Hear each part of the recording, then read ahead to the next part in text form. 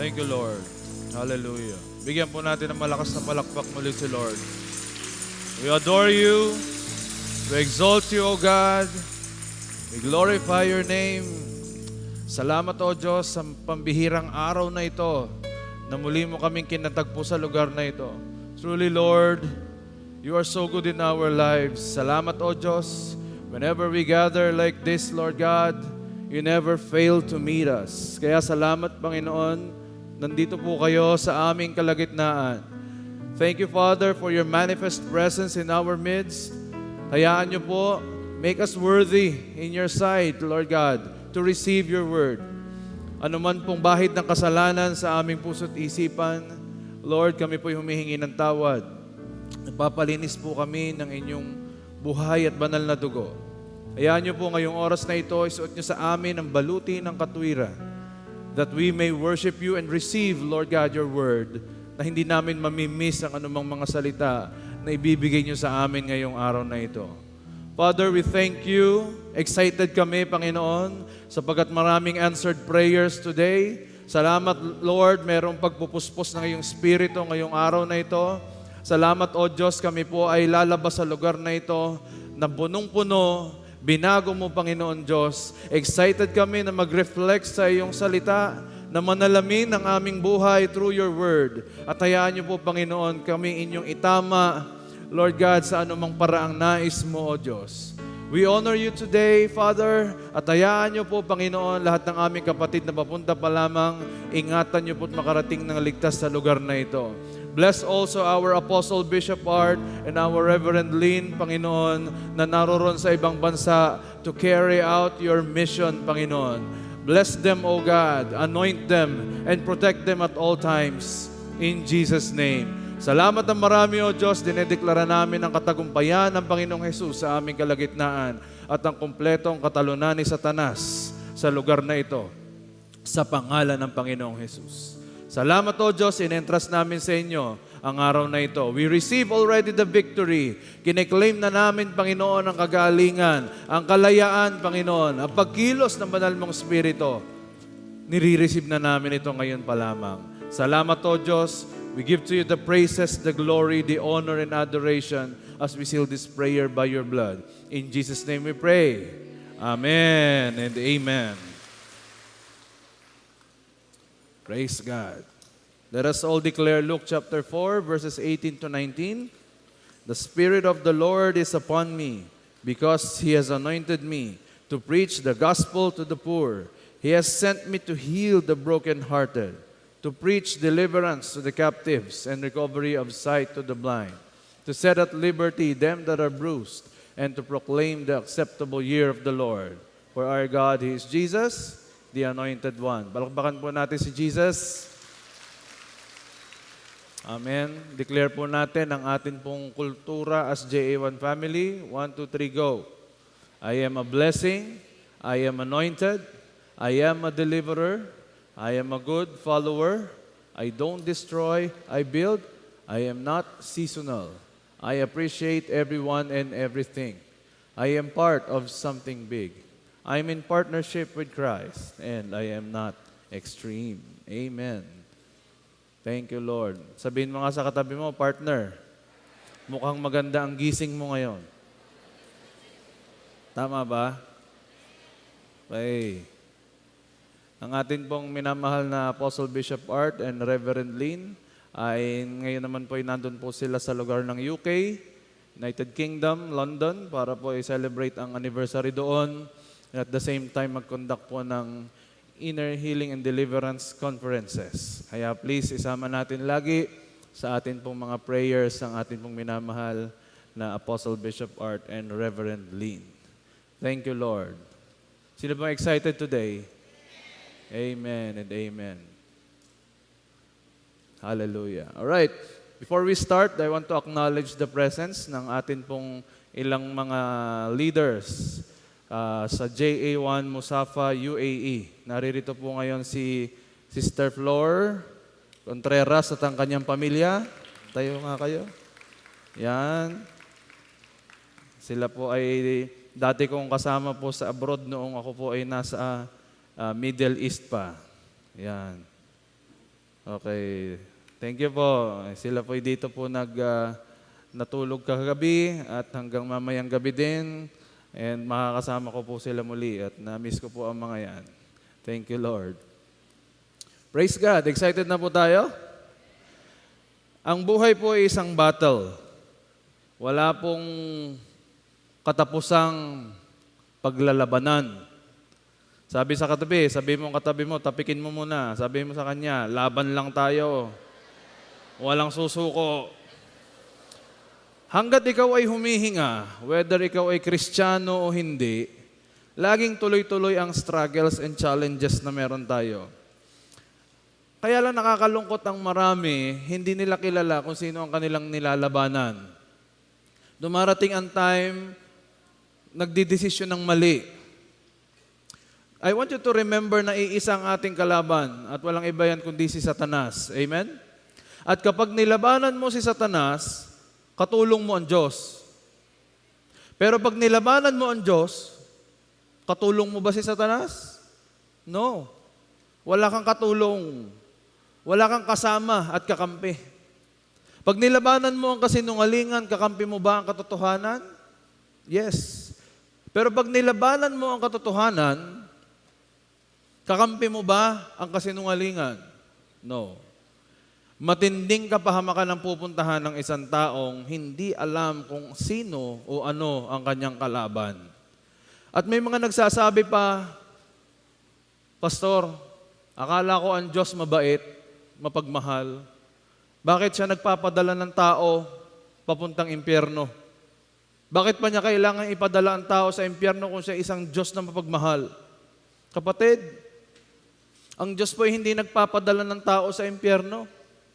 God is never sending anyone to hell. It is man's own decision. Don't ever tell that the Lord is the one bringing people or pushing people to hell. No. Hindi ang Diyos ang nagdadala ng tao sa impyerno. Ang tao ang pumipili na pumunta doon.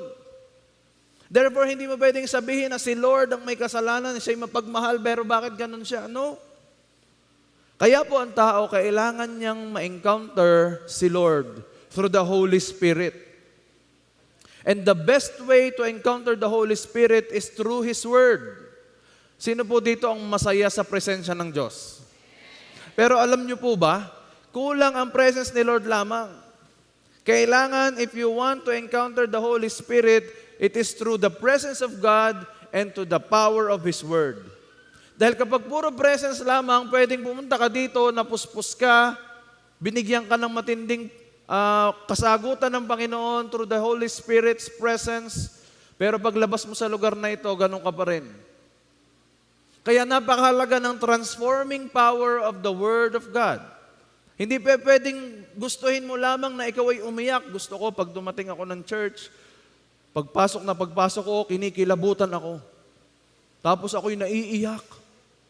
Ibig sabihin, si Lord ay naroon. No? You can be touched by the Holy Spirit today, and right after that, paglabas mo sa pintuang yon, pwedeng ikaw ay magsalita na uli ng masama. Pwedeng mag-isip ka na uli ng negative. Why? Because life is a never-ending battle. Pero today, hindi ka lamang bubuhusan ng Diyos ng kanyang espiritu, kikilusan ka rin ng kanyang transforming power of His Word. Kaya po ang topic natin pag-uusapan is indwelling and outpouring. Who wants to believe na siya may indwelling power of the Spirit? And sino rin na naniniwalang merong nakahandang outpour ang Holy Spirit sa kanyang buhay? Pumalakpak ng malakas kay Lord. Today, hindi ka lamang pananahanan ng banal na Espiritu, pupunuin ka pa niya. Because this is the last Sunday na tayo po we will talk about the Holy Spirit, the gifts and the fruit of the Spirit, and what way to end this series through this Word of God. The Holy Spirit is both personal and powerful. Tatandaan mo ha, ang banal na Espiritu ay kumikilo sa tao in a personal way, and at the same time, it can also, or He can also move in our lives in a very powerful way. That is why we have to honor the Holy Spirit's person and power. We must understand na hindi lamang tayo nabubuhay sa mundong itong nag-iisa. Sabi mo sa katabi mo, hindi ka nag-iisa. Bakit? Merong person of the Holy Spirit in your life. At meron ding activation ng kanyang power in your life. First, we have to understand is the indwelling of the Holy Spirit individually. Sabihin nga po natin, indwelling individually. Ito po yung personal na pagpananahan ng banal na Espiritu sa atin. 1 Corinthians chapter 6, verse 19 to 20. Or do you not know that your body is a temple of the Holy Spirit within you, whom you have from God? You are not your own, for you were bought with a price. So glorify God in your body. Sino po dito ang born again na? Raise your hands. Ibig sabihin para sa ito, number one, you are already indwelt by the Holy Spirit. Mula nung tanggapin mo si Lord Jesus bilang iyong Panginoon at tagapagligtas, nagkaroon ka na ng indwelling ng Holy Spirit. Nanahan na agad ang banal na Espiritu sa iyong buhay. Okay? Sinong hanggang ngayon pinananahanan ng banal na Espiritu? Lilima yata. Taas ang kamay ng pinananahanan ng banal na Espiritu. Kung ikay na born again na, tinanggap mo siya bilang Panginoon tagapagligtas 20 years ago, ibig sabihin 20 years ka nang pinananahanan ng banal na Espiritu. Kaya lang, hindi sapat na panahanan ka lang ng kanyang Spirit. You have to also experience the outpour. At bago mangyari yung outpour na yon, kailangan dito pa lang sa umpisa, individually, tama na ang iyong perspective in terms of His indwelling. Tinutukoy po dito sa verse na ito is yung iyong katawan. Ang katawan daw nating ito, sabi ng Bible ay tolda. Ito ay isang tent na kung saan pinananahanan o tinitirahan ng banal na Espiritu. Yes, ikaw mismo ang tinutukoy dito. Yung katabi mo mismo ang tinutukoy dito. Na siya ay templo ng banal na Espiritu. Tingnan mo nga yung katabi mo kung mukhang templo yan ng banal na Espiritu. Tama ba? Pastor, hindi na ho ito templo. Ito ho ay mega church na. Bakit? Ay tumaba na ho ng tumaba. Ay, dati ho'y templo lang ang ari. Actually, katedral nga lang ho ari noon. Ay ngayon po'y parang mega church na. Ang mahalaga, pinananahanan ka ng banal na Espiritu. What is the keyword for this verse? The keyword is me. This is all about your body. At ang konteksto nito is about purity. Sabihin nga po natin, purity. At how do we apply this? My body, His temple. Sabihin nga po natin, itong katawang ito, templo ng Diyos. Kahit ikaw ay imperfect na tao, nagkakasala ka, nagkakamali ka sa kanyang harapan, you fall short of His glory, still you are the temple of the Holy Spirit. Hindi po ba umaalis ang banal na Espiritu pag ako'y nagkakasala? No. Ang banal na Espiritu ay nasa sayo na. Bakit? Kasi tinanggap mo ang Panginoong Hesus bilang iyong tagapagligtas, ay sabit pangako ng Panginoon, yan po ay magiging deposito niya sa iyo. Pananahan ng kanyang banal na Espiritu. Ephesians chapter 1, verse 13 to 14. Ang sabi po dito, and because of Him, when you who are not Jews heard the revelation of truth, you believed in the wonderful news of salvation. Nanampalataya daw tayo sa mabuting balita ng kaligtasan. Now, we have been stamped with the seal of the promised Holy Spirit. Meron ka na daw ngayong selyo. Okay? Kaya kapag ikaw ay tinatakan, sinelyuhan, hindi yan buburahin sa'yo. Verse 14. Yun ay kung totoong nanampalataya ka sa Kanya. He is given to us like an engagement ring. Ang banal na Espiritu daw ay parang engagement ring sa'yo ng Panginoong Diyos. Bakit po engagement ring, Pastor? May kasalan po ba? Sino ditong binigyan na ng engagement ring pero hindi pa ikinakasal? O kaya naman nabigyan ka ng engagement ring, kaya lamang ay naglaho yung nagbigay sa iyo. Tapos minessage ka at sinisingil ka, oy, bayaran mo yung binigay ko sa iyo. May kasalan po bang mangyayari at bakit ang sabi ng Biblia para itong engagement ring? It is the first installment of what's coming. Kasi alam po natin, pagkatapos po ng ating buhay sa mundong ito, sa pagbabalik ng Panginoong Hesus, tayo po'y kanyang kakatagpuin as the bride of Christ.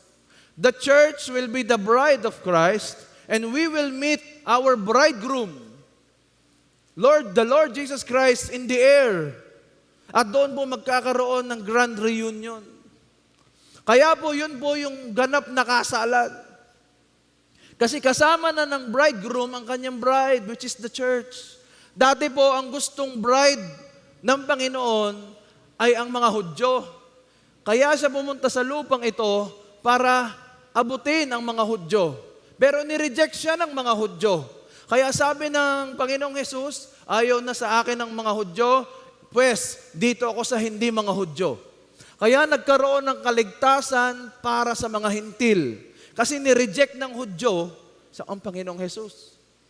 Kaya po, we have access. Dati ang bride of Christ ay the land of Israel, ang mga Israelita.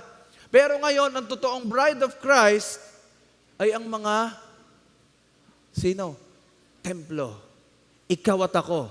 The church is now the bride of Christ. Kaya palakpakan mo si Lord at ikaw ay bride niya. Kaya as an engagement ring sa'yo, naka-engage ka na kay Lord. Pagka ikaw ay engaged na kay Lord, ibig sabihin, iniintay mo na lamang ay ang kasalan. Amen ba? At yan po yung indwelling of the Holy Spirit. Kaya sabi dito, He is our hope. Bakit kailangan ng hope? Kasi hopeless po ang paligid most of the time. This is a promise of a future inheritance which seals us until we have all of redemption's promises and experience complete freedom. All for the supreme glory and honor of God. Ano bang ibig sabihin? We are hopeful this time sa mga pangako ng Diyos na tayo'y kanyang kukunin at isasama sa kanyang piling. At unless hindi pa siya bumabalik, then that promise will still be hanging in the air. Wala pa pong kaganapan ng pangakong yon. Magaganap lang po ito kapag ang Panginoong Hesus ay nagbalik na sa mundo to get His children or His bride. Kaya po, when we go back to the context that this is about purity, the temple is about purity, laging tatandaan natin, single ladies, sino mga single ladies dito? Raise your hands. Yung mga wala pang asawa, taas ang kamay. Ayaw pang umamin halata naman. Raise your hands. Yan. Okay. Lagi niyong tatandaan ha? Your body is the temple of the Holy Spirit. Nasaan dito yung mga kalalakihan? Raise your hands. Anong nilalang kayo? Bakit hindi kayo tumataas? Tatandaan ninyo, your body is the temple of the Holy Spirit. Protect your body at all cost. Lalo na po yung mga tumatayo dito sa stage. It's a different thing. Pag naririto ka na, you are not just a simple and ordinary person. You have to always protect your body at all cost. Physically, mentally, emotionally, at lalo tigit spiritually. Laging may challenge and struggle to maintain purity. Lalo na sa panahon ngayon, nino-normalize na po ang sex outside marriage. Ang Batangas City daw po, sabi nila, hindi ko tinatanggap ito, pero sabi nila, Batangas City is one of the highest recorded rates of teen pregnancy. Batangas City. Why? Because we normalize this already. Parang ayaw mo nang punahin. Parang, hindi, katawan ko to. Napag-usapan natin last time, hindi mo katawan yan. Yan ay pahiram ng Diyos sa'yo. Kaya kung pinahiram ka ng isang bagay, ingatan mo. Bakit? Kasi madaling bawiin yan sa'yo. Amen ba? Always remember that it is your responsibility to take care of your body. Why? Your body is a temple. It is not a public market. Mga babaeng naririto, mga single ladies, always remember that your body is very precious. And it is the temple of the Holy Spirit. Hindi yan parang Webesan na pagpepiestahan ng maraming tao. Huwag mo yan tratuhin na parang wala lang dahil ikaw ay sagrado sa harapan ng Panginoon. Do not let anybody look at yourself or your body lustfully. Huwag mong hayaang ikaw ang maging daan ng para magkasala ang tao. Marami po nagsasabi, ito po ang way ko to express myself. Gusto ko po ganito ang suot ko. At gusto ko pinagtitinginan ako ng mga tao. Do you not know? You are being a public market. Sorry for the word, but nagiging cheap ka. Huwag mong isipin na ikaw ay cheap. You are bought at a price. You are very precious in the sight of God. Therefore, give value to your body. Amen? Dapat ang makakakita lang ng katawan na yan ay ang iyong asawa. Nino-normalize lang ngayon na kahit magjowa, hindi pa sila kasal, you can do anything. Freedom mo yan. No. That is the deception. That is a battle being put by the enemy in your mind. Amen ba? May kausap ba ako dito? Sabihin mo sa katabi mo, makinig kang mabuti.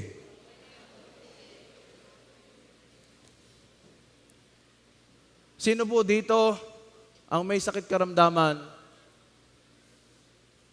Remember this, kapatid. Yung nararamdaman mo ngayon, maaaring kasama yan sa consequence ng pag-abuso mo sa iyong pangangatawan noon.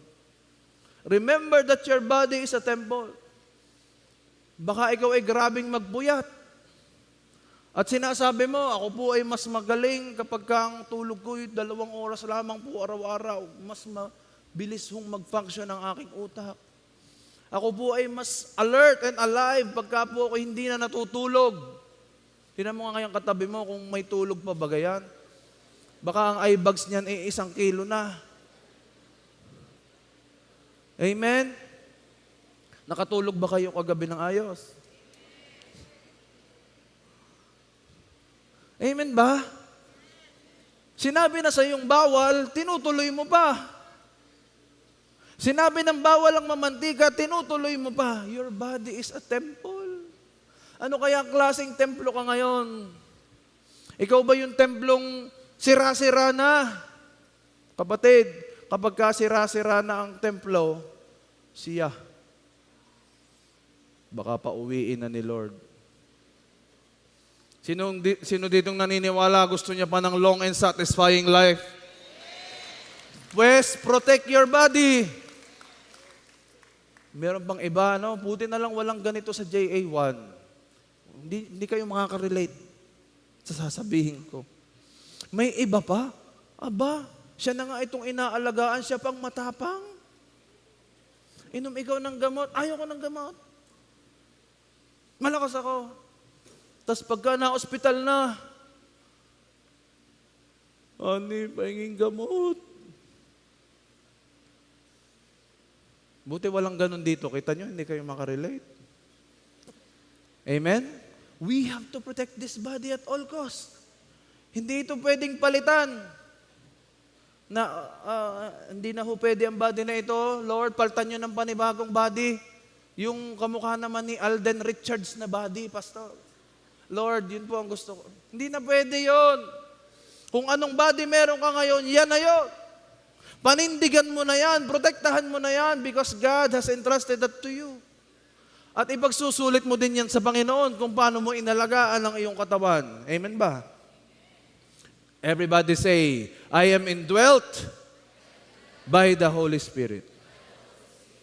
Pangalawang indwelling is the indwelling collectively. Kung may individual indwelling, meron ding collective na indwelling. Paano ba pag sinabing collective? Ito yung lagi nating dinedeklara. Whenever I pray, I declare this. Matthew chapter 18 verse 20. That for wherever 2 or 3 come together in honor of the name of Jesus, I am right there with them. Sabi ng Panginoong Jesus. Sinong naniniwalang naririto si Jesus at ang banal na Espiritu sa ating kalagitnaan? Kaya kailangan conscious ka sa presence niya today. Huwag mo munang i-replyan ang mga nagme-message sa iyo. Huwag mo munang abalahin ang sarili mo. Mag-focus ka kasi the Spirit of God is here. At kapag narito ang Spirit ng Diyos, ibig sabihin, may matinding mangyayari. May pagbubuhos siyang gagawin. Hindi natin pwedeng sabihin, Lord, we want more of you in my life. Pero hindi naman tayo nagsasama-sama.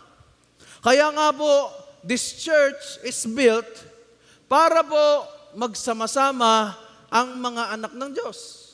Ngayon, kung walang pupunta sa church na ito, bakit pa natin ito itinayo? Kagaya po yan ng isang uling na nagliliyab. Ihiwalay mo ang isa at siguradong mawawala na yung abo niya. Kahit pagaano kainit at ka-on fire ang isang yon, pag yung inihiwalay mo sa grupo o lupon ng mga uling, bantayan mo ang ilang minuto, wala na ito. Pero kapag sila'y nagsasama-sama, nananatiling united at iisa, mananatiling naglalagablab. Amen ba? At na-fulfill ang purpose ng Diyos. Kaya po, napakahalaga na hindi ka humihiwalay. Sabi mo sa katabi mo, wag mo kong hihiwalayan. Kapag po may banal na espiritu, may apoy. Kumbaga, kaya ka narito ngayon, ikaw ay muling sinisindihan. Kung hindi ka man sinisindihan, sabi sa Batangas, ikaw ay hinihipihan. Ano ka sa hinihipan? Ay hipe. Nang lumiyab. Ikaw ay pinalalakas. Binobombahan ka ng hangin para lalong lumakas at tumindi ang init mo. Tapos ayaw mong mag-church.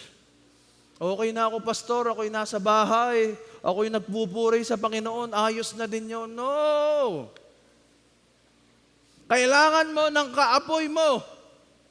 Dahil sa oras na mawala ka sa sirkulasyon, napakahirap na muling bumalik. Kaya nga po, hindi lang natatapos dito ang pagsasama-sama. Meron tayong mga small mini churches. Ano yung mini churches, pastor? Yung mga anointed groups natin. Kaya nga tayo nagkakaroon ng mga anointed groups na kapare-parehas ng edad. Para ano? Para doon mag-apoyan, magsindihan, maglagablaban, magpalakasan. Tapos ayaw mo. Tapos sasabihin mo, Lord, bakit ganito nangyayari sa buhay ko? Wala akong makitang maganda. Baka ikaw ay abo na. Baka wala na yung apoy. At pag nawala ang apoy, nako, wala nang kwenta. Hindi naman na pwedeng sindihan uli yun. Dahil abo na siya. Kaya napakahalaga that we are also indwelt collectively. 1 Corinthians chapter 3, verse 16 to 17. Do you not know that you are God's temple and that God's Spirit dwells in you? If anyone destroys God's temple, God will destroy him, for God's temple is holy and you are that temple. Pastor, parang binasa din natin yan nung number 1 Parang parehas din. No, magkaiba yan. Yung number 1 na binasa natin kanina, yun po'y patungkol dito sa templong ito. Pero itong verse 16 and 17 ng 1 Corinthians chapter 3, ang tinutukoy po dito ay hindi itong templong ito, kundi itong templong ito. Bakit, pastor? Paano mo nasabi? Ang title po ng 1 Corinthians chapter 3 na yan, Division among the church. So, ang tinutukoy dito, huwag mong sisirain ang church na ito. Ang paalala ni Apostol Pablo is that don't destroy the church of God. This JA1 church. This church where you have been born again. Where you have experienced God in this church, in this ministry. Wag mo daw itong sisirain. Dahil kapag sinira mo ito, sisirain din ng Diyos ang tao. Ngayon. Anong keyword natin? Kung kanina ay me, ngayon this is we. Tayong lahat. At anong konteksto nito? We must be in unity. Kanina purity, ngayon in unity. And the application nito is His body, my responsibility. Sabihin nga po natin, His body, my responsibility. Kaya ka merong ganitong kagandang building. It is for your responsibility to take care of this. Kaya please, huwag kang mag-iiwan ng anumang basura dyan. Ganon kasimpleng way ng pagiging responsible sa pinagkatiwala ng Diyos. Amen? May kausap pa ba ako dito?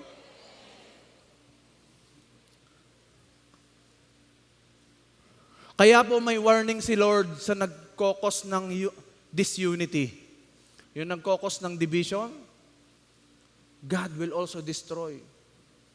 Kunyari sa isang grupo kayo, ikaw ang nagiging source ng pagkakasira-sira ng mga tao, doon sa grupo, God is going to destroy that person's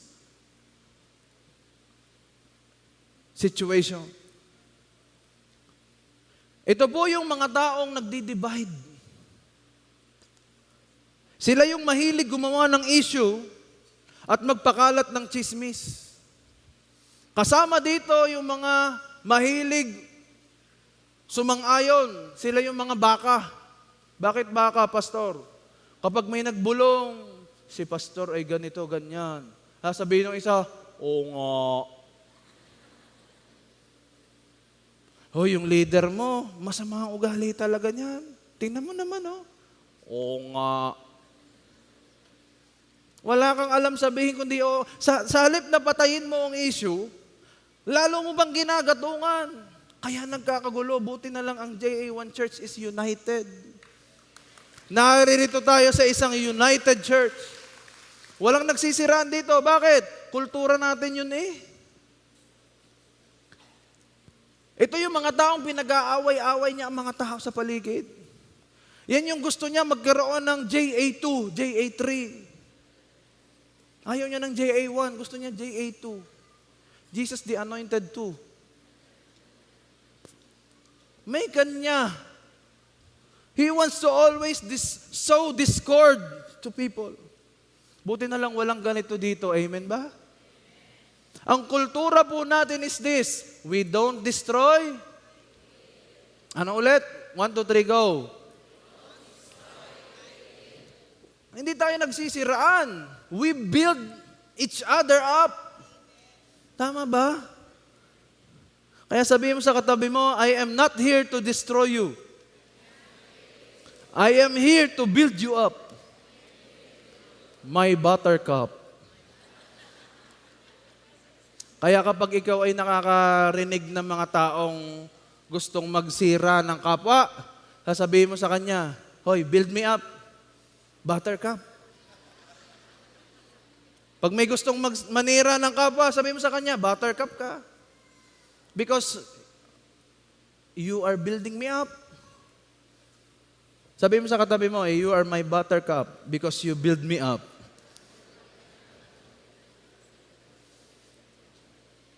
Kapag ka may issue ka sa tao, pastor, hindi naman talaga laging walang issue. Hindi naman laging may unity. Sadyang may issue tayo sa tao sa ating buhay na ito. Hindi nawawala ng issue. Pues kung may issue ka sa tao, kausapin mo. Huwag mong iparating sa iba. Huwag mong ibalita kay ganito.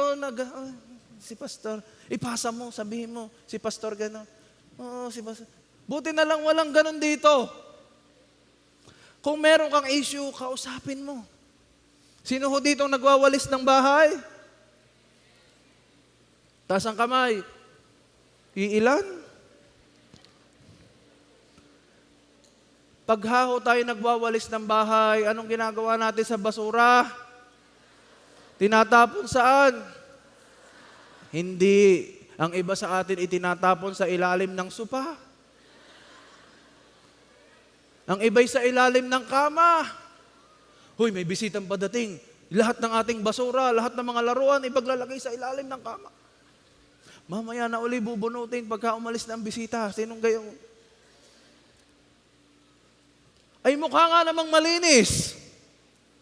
Ay pero, kapag naipon ang basura sa ilalim ng sopa at sa ilalim ng kama, ano mangyayari? Bigla na lang sasambulat. Kaya maraming tao ang sumasabog bigla ang emosyon. Bakit? Iniipon ng basura, itinatago ang basura, ayaw mag-open, ayaw sabihin sa kanyang leader, sa kanyang pastor ang kanyang nararamdaman. Kaya naman biglang dadating ang time, sumasabog na lang bigla at ang matindi nito, sa public pa. Kaya kapag hindi ka tumanggap ng correction in private, you will receive embarrassment in public. Kapag hindi mo inayos ang issue in private with these people na nakakasamaan mo ng loob o nakasakit sa'yo, you will receive embarrassment in public. Na yun ay lalong mas masakit sa'yo. Pero ganun magtuwid ang Diyos. Amen ba? Kaya kapag nagwalis ka ng bahay, lahat ng basura ipunin mo, itapon mo. Sunugin mo kung kinakailangan. Tanong, nadudumihan ba ang kamay mo o hindi? Kapag ba ikaw ay nagtatapon ng basura, nadudumihan ang kamay mo o hindi? Pag dinadakot mo ba yung mga maduduming bagay, nadudumihan ka ba o hindi? Siyempre, nadudumihan ka rin. Kaya sadyang uneasy or uncomfortable kapag meron kang dinidil na issue. Pero kailangan mo yung gawin, kailangan mong madumihan ng kaunti ang iyong kamay, pero walang problema. The Holy Spirit can wash away all those sins, all those issues in your life. Para muling yung maduming kamay mo ma-turn into clean hands. Ang mahalaga, marunong kang harapin ang issue na dapat mong harapin. Huwag kang magtatago at huwag mong tatakbuhan ang mga bagay na yan. Amen ba? Number 3. Dito na po ang huli. Outpouring. Minsan masaya na tayo sa individual and collective na indwelling.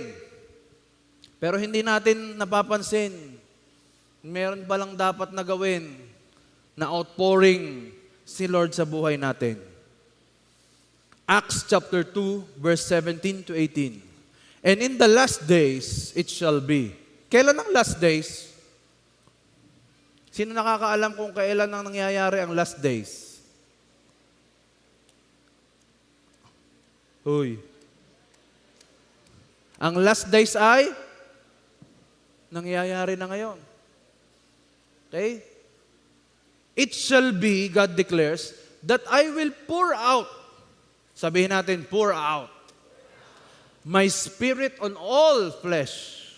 And your sons and daughters shall prophesy. And your young men shall see visions. And your old men shall dream dreams. Verse 18.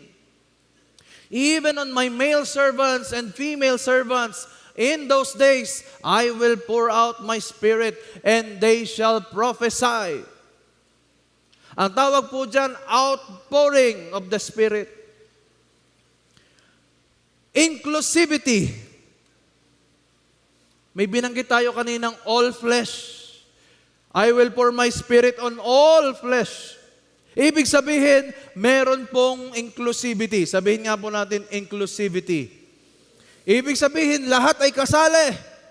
Kahit po unbeliever, abay, kapag sila'y tumanggap sa Diyos sa oras na iyon, kasama sila sa outpouring. Kaya kung naririto ka ngayong oras na ito, expectant ka kay Lord, makakasama ka sa buhos ng banal na Espiritu. Dahil ang gusto ng Diyos, may indwelling ka na, personally, may indwelling ka ba, collectively, you are a candidate for the outpouring of the Holy Spirit. At kapag may outpouring, hindi ito basta-basta. Kinakailangan may gagawin kang pagbababa ng mga ego. Alam niyo po ba nung New Testament, nung nag-umpisa ang church, in the book of Acts, nagkaroon po ng Day of Pentecost, nagkaroon ng pagbaba at pagbubuhos ng banal na Espiritu, nagsalita sa iba't ibang wika ang mga apostol. Alam niyo ba nung panahong yon? They were together, all flesh, magkakaibang tao. Ano ibig sabihin mo, pastor? Ibig sabihin, hindi naman magkakasundo ang lahat ng mga apostol noon. Si Pedro ang apostol ng mga Hudyo. Si Pablo ang apostol ng mga Hentil. Doon pa lamang magkaiba na sila. Pero sila'y nagkasama, binitawan nila ang kanilang mga daladalang, mga kanya-kanyang mga ego, at nung kanila itong ni-acknowledge, nagkaroon ng magandang buhos ang Holy Spirit. Kaya pala kapag ikaw ay pumupunta ng church, laging may pinabibitawan sa'yo. Laging may pinatatanggal sa'yo, baka may dalahin ka ngayon, alisin mo muna yan. Bakit? Kasi kailangang mabuhusan ka at makatanggap ka. Maraming tao pupunta sa church, ayaw bitawan, ayaw magpatawad, ayaw mag-release ng kanyang mga sakit sa kanyang kalooban, pero gusto niya, Lord, katagpuin mo ako. Hindi ka kakatagpuin. Hindi ka bubuhusan ng banal na Espiritu. Bakit? Ay punong-puno ka pa eh.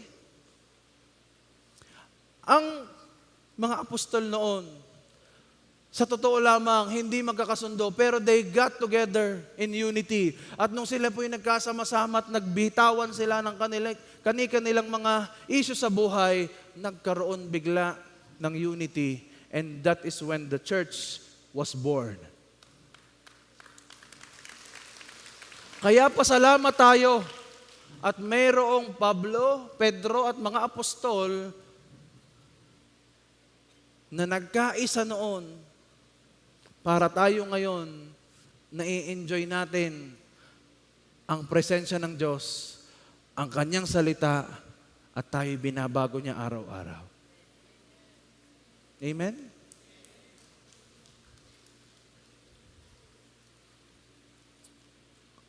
Kung ikaw ay anak ng Diyos at ready kang magbaba ng kahit ano sa buhay mo, mga na alam mong nagpapabigat at nagpapatindi ng mga issue mo sa buhay, kandidado ka sa pagpupuspos o sa outpouring ng banal na Espiritu ngayong umagang ito.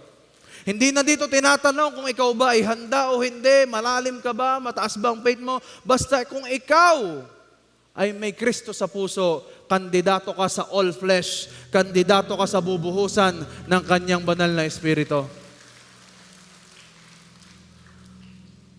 There is another thing that we have to look on outpouring, and that is diversity. Sabihin nga po natin diversity. Ano ibig sabihin? Ang Diyos mahilig magsama-sama ng mga hindi naman magkakasundo, hindi naman magkakakultura, hindi naman pare-parehas ng thinking. Kita nyo, tayo po yung magkakasama ngayon. Pero bakit hindi tayo nagkakagulo? Iba-iba ang inyong mga kinalakihan. Iba-iba ang mga kultura ninyo sa inyong mga lugar. At sa inyong mga pamilya. Pero bakit tayo nagkakaisa ngayon? Kasi meron tayong pinagkakaisahang salita ng Diyos. At dahil pinagkakaisahan natin ng salita ng Diyos, nakahanda ang banal na Espiritong. Iyang salitang yan ay manuot sa iyong puso't isipan. At hindi mawala sa iyo habang ikaw ay nabubuhay. Kaya kung papansinin po natin, pinagpares ng Diyos. Sa mag-asawa, walang totoong compatible sa isa't isa. Wala. Kaya kung hahanap ka ng partner, at ang hahanapin mo, gusto ko po yung compatible sa akin. Walang ganon. Wala kang makikitang compatible. Anong makikita mo at dapat mong hanapin? Someone who will complement you. Not compatible with you, but somebody who will be complementary to you. Someone who will fill in the gaps. Kung meron kang lakas, at hindi niya kalakasan yon, ikaw ang mag-fill nun. Yan po ang mag-asawa. By the way, singit ko lamang, today, sineselebrate po naming mag-asawa ang aming 12th year anniversary. Wedding anniversary. Today. Kaya po, binabati ko ang aking napakagandang asawa ng happy anniversary. Alam niyo ba ang kaibahan ng complete at finish? Ano pong kaibahan ng complete at finish? When you marry a good woman, you are complete, sabi nila. Amen? But when you marry a bad woman, you are finished. Kakaunti ang nakakuha. Tapos ka na daw pag nakabang-asawa ka ng hindi mabuting babae. And when you marry a woman who only loves shopping, you are completely finished. Pahalagahan mo ang iyong kapartner ngayon, ang kaper mo. Sino ditong may asawa na? Pahalagahan mo yan. Because she or he complements you. Tama? Yung kalakasan mo, kahinaan niya, at yung kahinaan mo, kalakasan niya, praise God. Hindi pwedeng parehas lang kayong malakas lagi at parehas mahina. Laging may compliment sa isa't isa. Hindi ko siya pakakasalan kasi hindi ko nakikita ang sarili ko sa kanya. Aba, dapat mong gawin, mag-clone ka. Mag-produce ka ng kagayang-kagaya mong clone. At makikita mo ang sarili mo doon. Male and female, pinagsama, sabi doon, I will pour out my spirit on all flesh, male and female servants, young men and old men. May kanya-kanya pong strength yan. Ang male ay may strength sa leadership. Ang female ay may strength sa management. Kaya po yung mga kalalakihan, ang sasabihin lang ng mga yan, oh, basta ganito ang ating ganito ang ating ang ating pupuntahan ngayon. Pupunta tayo ng lugar na 'yon. Leadership. Ang woman naman, management, sasabihin niya, ay anong ating dadalhin? Saan tayong papagasolina? Kailangan ko mag-withdraw, saan tayong bangko mag-withdraw? Lahat ng kanyang detalye ay kailangan malaman niya. Samantalang yung lalaki ang alam lamang mula dito, pupunta doon. Pero yung babae, kailangan niya maintindihan kung paano tayo makakarating doon. Ano ba dapat dalhin? Ganyan po yung strength ng isa't isa. Tama ba?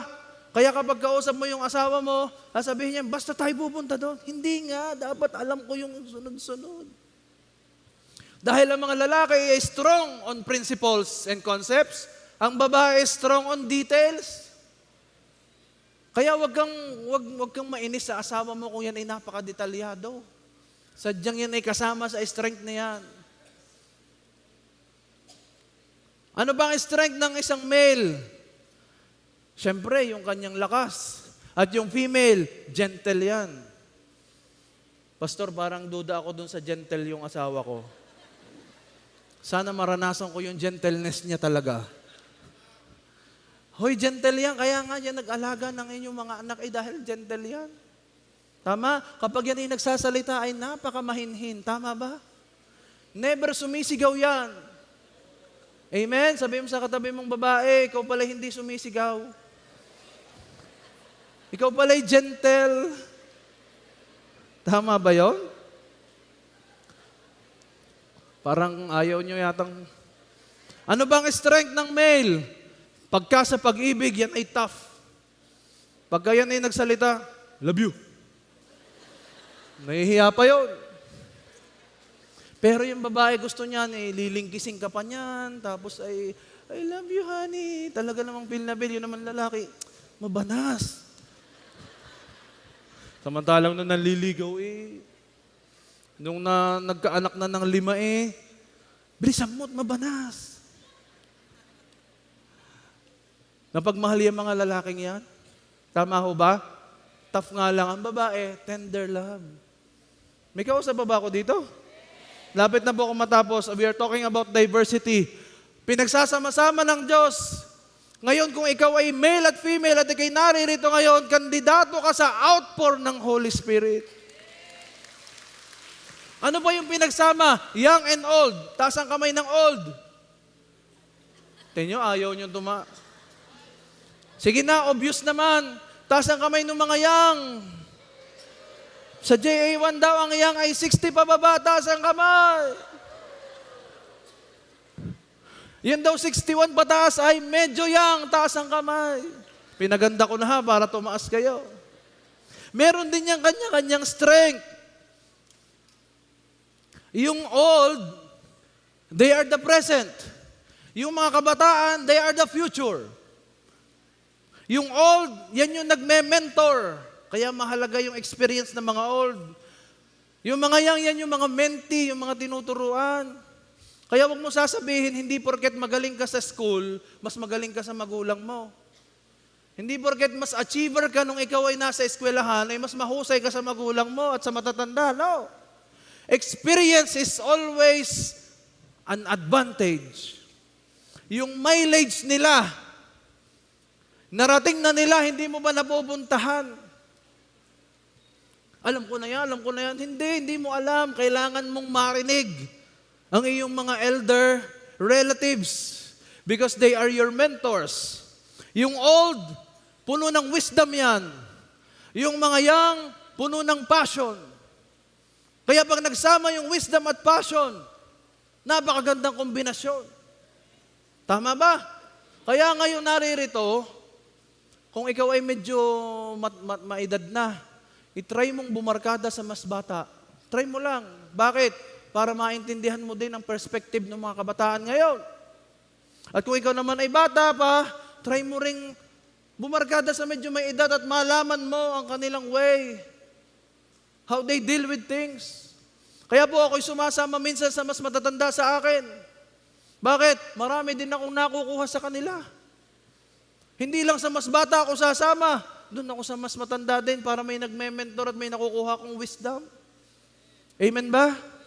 Sabi mo sa katabi mo, bumarkada ka din sa akin minsan.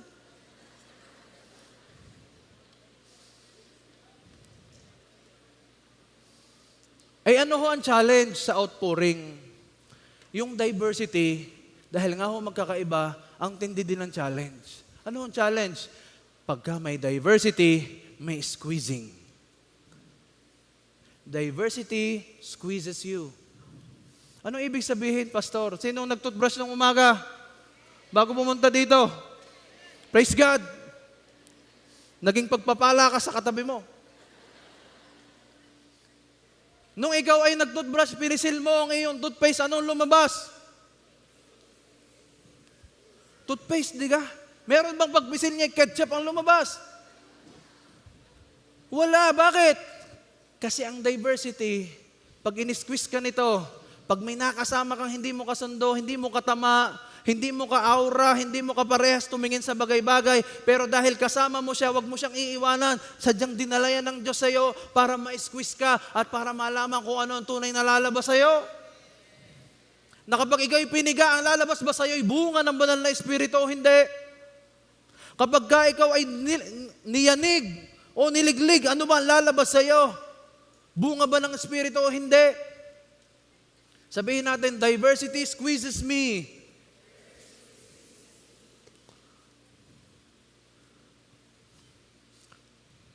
Sino po ditong nakahanda? Kita niyo yung sponge? Kapag ang sponge ay punong-puno na, anong dapat gawin? Maglilinis ka ng bagong plato, ng maruming pinagkainan ng mga plato at kutsara. Anong natural mong gagawin doon sa iyong sponge? Igaganon mo na ba agad? Di ba yun iyo mo nang i-squeeze? Para tiyakin mong malinis. Kaya pala pag mayroong squeezing, mayroon ding paglilinis. Kaya mag-ready ka kasi pag binuhusan ka na ng banal na Espiritu ngayon, may kasama itong pag-squeeze at paglilinis sa'yo. At pag mayroong pag-squeeze, madali o hindi? Uy. Hindi. Mahirap o hindi? Mahirap. Kasi pagka in-squeeze ka, merong mga inilalabas sa'yo, nakikita mo ang sarili mo, ako pala'y mareklamo pa, ako pala'y magagalitin pa, ako pala'y mapalasigaw pa, ako pala'y masama pa ang loob sa katabi ko, ako pala'y meron bang masamang iniisip sa kapwa ko. Pagka merong outpour of the Holy Spirit, lalabas ang hindi dapat sa'yo para mapuno ka lamang ng pure, holy, clean Spirit of God. Pwede ba tayong tumayo ngayon? Sino nakahandang i-squeeze ngayon? Alam mong ikaw ay pinananahanan ng banal na Espiritu, pero ang gustong gawin ng Holy Spirit sa iyo, buhusan Kanya ng Kanyang Spirit today. Kaya ang dapat mo nang gawin sa iyo, i-squeeze. Okay lang kung lumabas dyan putik. Kung ang lumabas dyan mabaho, kung ang lumabas dyan hindi magaganda, okay lang yon. Basta mahalaga, merong ibubuho sa'yo. May bagong tubig na idadaan sa'yo. May mas magagandang bagay at plano ang Diyos na ilalagay sa buhay mo ngayon sapagkat ikaw ay Kanyang i-outpour ng Kanyang Spirit. Sino po dito ang lagi niyang nararanasan siya'y tinatapunan ng dumi? Naranasan mo ba yun? Ikaw lagi ang tinatapunan ng dumi para magmukhang malinis ang iba. Naalala ko ang kwento, I will end with this. Naalala ko ang kwento ng isang camel. Yung camel, itinapon po siya sa ilalim. Sa isang hukay. At nung pagkahagis dun sa camel, gusto ng mga tao siya ilibing. Sabi nung camel, gusto ko bang mabuhay? Ayoko matatapos ang buhay ko ng ganito. Gusto ko magkaroon ako ng silbi. Gusto ko ako'y masakyan pa ng tao, makapagdala pa ako ng mga tao sa disyerto. Maging transportation ako ng mga tao sa disyerto. Ayoko mamamatay na lang ako ng ganito. Alam niyo ang ginawa niya? Hindi niya sinabing, ibinabato ko sa inyo ang mga itinatapon yung lupa. Hindi ganon. Alam niyo ang ginawa ng camel? Habang siya'y hinahagisan ng lupa, ang kanyang ginagawa, ipinapagpag. Hagis ng lupa, pinapagpag. Hagis ng lupa ay pinapagpag. Nagtataka yung mga naglilibing sa kanya, bakit hindi pa siya nalilibing? Bakit? Pinapagpag niya. Kaya kapag may naghahagis ng dumi sa'yo, ipagpag mo. At pag pinagpag mo yan, hindi mo napapansin, yung mga ipinapagpag mo ay siya mong nagiging iniaapakan. Siya ang iyong nagiging building blocks muli para magkaroon ng panibagong purpose, para makalakad sa plano ng Diyos.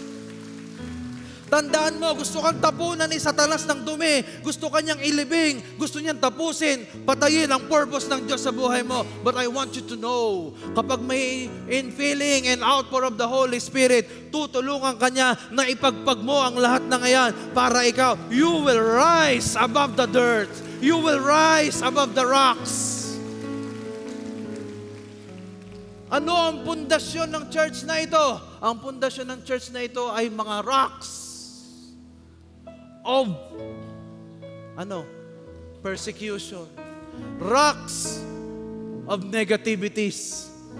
Kaya tumayo ang mega church na ito sapagkat hindi natin ibinato babalik ang mga batong binabato sa atin. Ang ginawa natin, sinambot natin kahit mabigat, kahit masakit, at binitawan natin. Ito ngayon ang building blocks.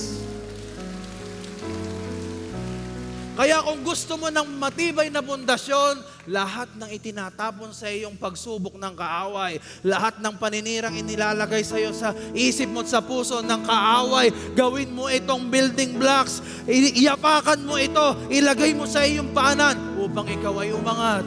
At hindi mo napapansin, yung planong ikaw ay ilibing, hindi natutuloy. Ang nangyayari, you are being elevated by God. Kaya ang buhay mo, paganda ng paganda, payaman ng payaman, pasagana ng pasagana, paunlad ng paunlad, pabanal ng pabanal, sapagkat marunong kang iapakan ang mga binabato sa iyo.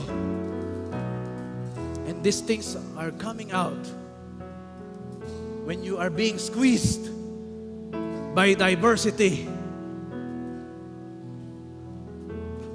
yung diversity na yon, yan yung mga nasa paligid mong nakakasakit sa'yo. Amo mo, kaklase mo, teacher mo, kung sino-sino. People who are hurting you. But I want you to know, habang tinatapunan ka ng dumi, shake it off. Sabi mo sa katabi mo, shake it off. Sabi mo sa katabi mo, shake it off. Paano ba ang shaking? Ipagpag mo. Hindi ko tinatanggap yan. Hindi ko hinahayaang manatili sa puso ko yan. I'm shaking this off. I want to be filled by the Holy Spirit today. Gusto ko yung punuin ako na walang halong contamination. Gusto ko pure. Amen? Sabi nung awitin, Spirit, breathe on me. Sino ditong may matindi kang squeezing? Sino ditong meron kang matinding squeezing sa iyong buhay? Gusto kong malaman mo, shake it off.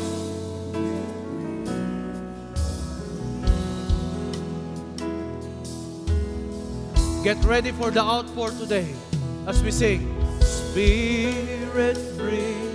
Awitin mo ito ngayon. Hayaan mong palitan ng Diyos ang dating laman ng isip at puso na yan.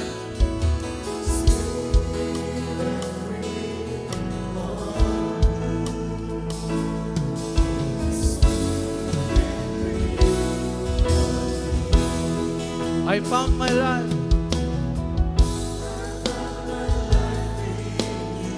Come on, sing. You made me feel brand new, and now I live my life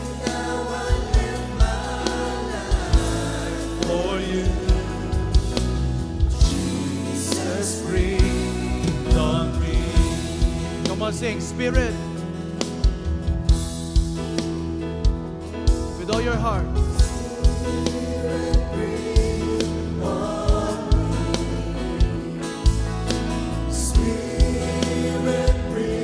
Desire the outpour today.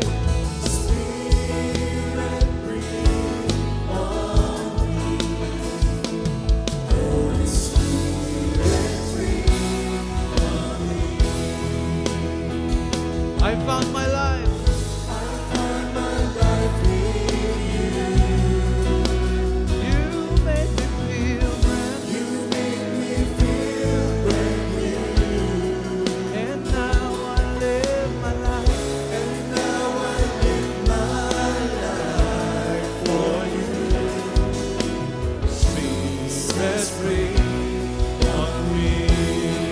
I found my life, sing.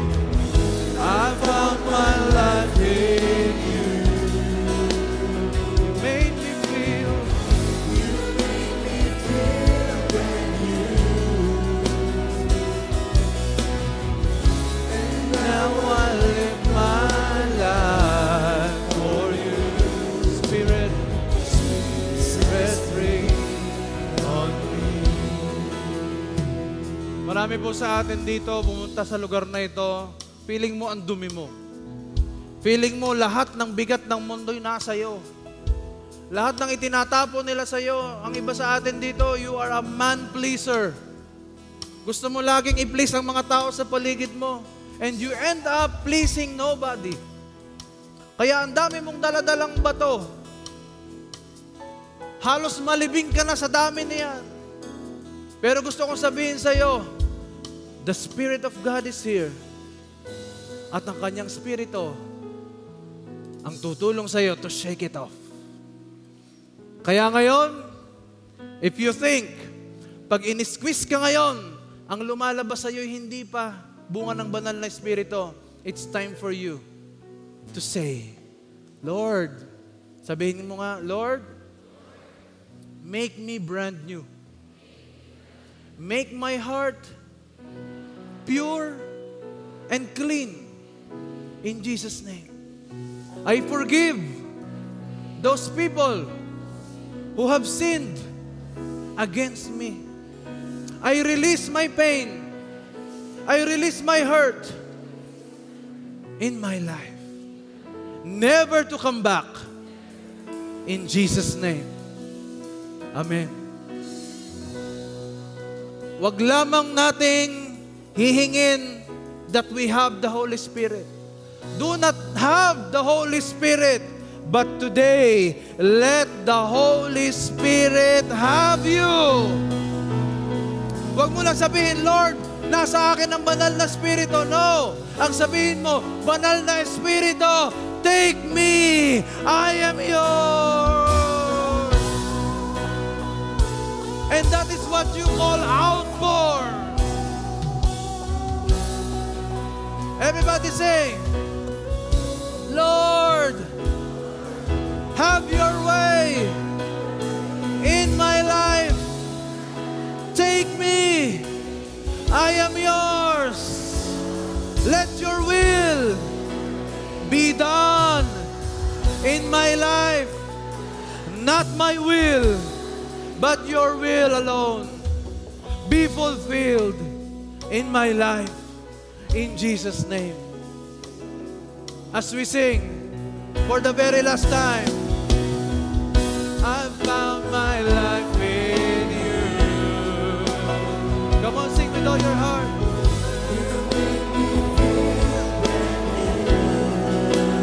Yes, Jesus.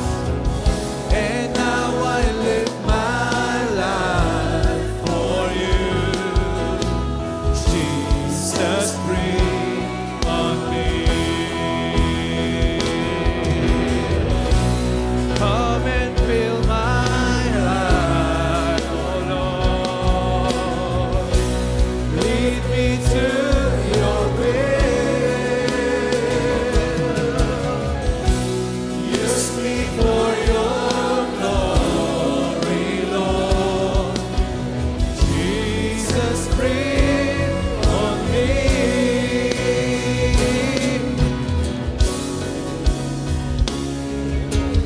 Jesus, breathe on me. Jesus, breathe on me. Yes, oh Jesus, breathe on me. Jesus, breathe on me. Just breathe on me. For the last time, declare. Jesus, breathe on me. Spirit, breathe. Jesus, breathe on me. Jesus, breathe on me.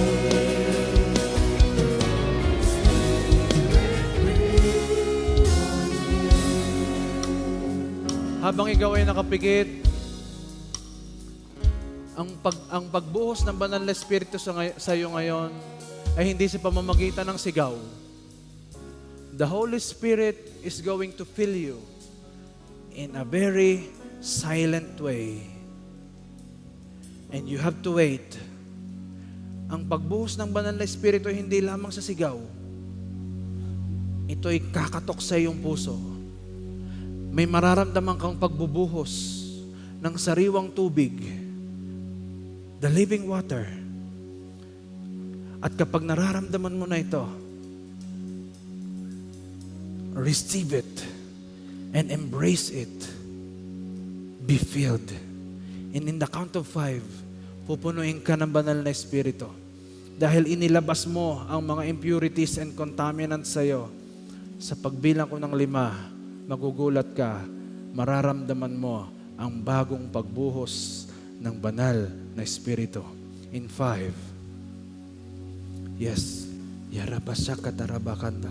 4. Get ready. Open your heart. Open your mind. 3. 2. 1. Be filled. Receive. Receive. Receive. Receive. Receive. Receive. Yes. Yes. May overflow. May overflow.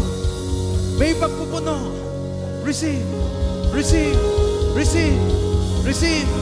Receive. Receive. May itinatama. May iniaayos. May ginagawa ang Diyos. Be filled. Be filled. We receive, Father, your infilling today. Salamat, Banal na Espiritu. Lalabas kami sa lugar na itong binago at pinuno at pinuspos mo. In Jesus' name. Everybody say, Amen and Amen. Kung mamay ka ng 3 tao, sabihin mo sa kanya, congratulations.